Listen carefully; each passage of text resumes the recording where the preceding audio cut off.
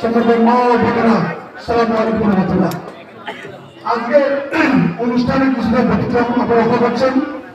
নিয়ম অনুযায়ী স্থানীয় নেতারা দল অঙ্গনের নেতারা বক্তৃতা করেন, করার পরে সর্বশেষ প্রার্থী ঘোষণা করেন। কিন্তু আজকে ব্যতিক্রম হচ্ছে, প্রথম হচ্ছে আজকে আমাদের এই নির্বাচনী প্রচারণার প্রধান দিন।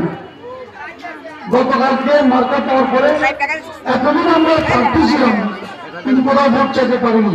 এখানে নির্বাচনের আচরণ বিধি আছে, মার্কা পাওয়ার পরের দিক থেকে প্রচার আজকে প্রথম দিন।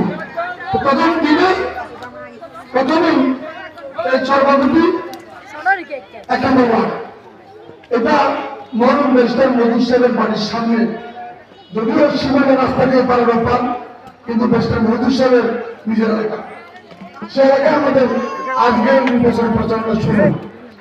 দ্বিতীয়ত হচ্ছে আজকে সারা আমাদের 5 আসনের 155 কেন্দ্র থেকে একযোগে আসনের পর থেকে গণমিছিল শুরু হবে।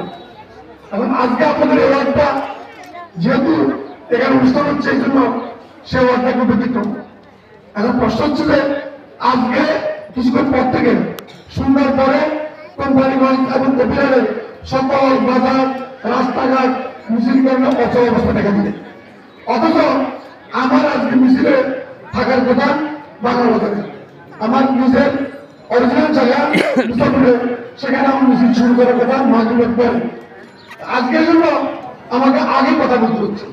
কথা বলে আমি, যদি আপনারা ছুটি দেন, আমি কথা বলে আমারটা সেরে আপনাদের জন্য পুরো রেখে দিয়ে আমি চলে যেতে হবে।